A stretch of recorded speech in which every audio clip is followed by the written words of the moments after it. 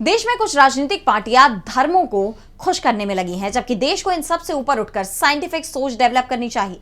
ये बात कही है सुप्रीम कोर्ट के रिटायर्ड जज जस्टिस अभय एस ओका ने। एक कार्यक्रम में बोलते हुए उन्होंने और भी कुछ बातें ऐसी कही जिसे लेकर माना जा रहा है कि जस्टिस ओका ने इशारों में मोदी सरकार पर निशाना साधा है। तो और क्या कुछ कहा जस्टिस ओका ने, जानेंगे इस रिपोर्ट में। सुप्रीम कोर्ट के पूर्व जस्टिस अभय एस ओका के हालिया बयान ने राजनीतिक गलियारों में नई चर्चा छेड़ दी है। उनके इस बयान को सीधे मोदी सरकार और बीजेपी से जोड़कर देखा जा रहा है।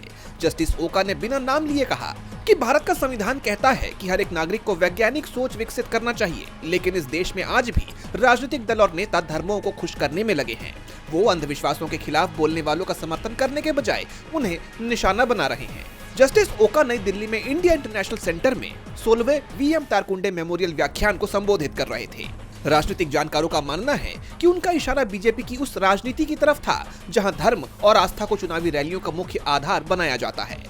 उन्होंने कहा कि नेता अंधविश्वास के खिलाफ बोलने वालों को धर्म विरोधी बोलकर चुप करा देते हैं, जो कि गलत है।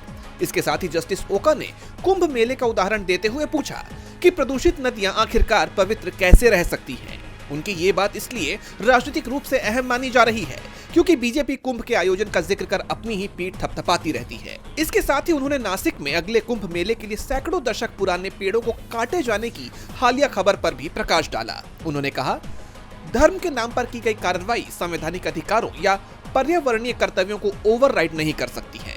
अपने संबोधन में जस्टिस ओका ने अनुच्छेद 51A(H) की याद दिलाते हुए साफ किया कि वैज्ञानिक सोच विकसित करना एक मौलिक कर्तव्य है। अब उनके इस संबोधन की हर तरफ काफी चर्चा हो रही है और माना जा रहा है कि उन्होंने इसके जरिए इशारों में ही मोदी सरकार और बीजेपी पर हमला बोल दिया है। डीबी लाइव की रिपोर्ट।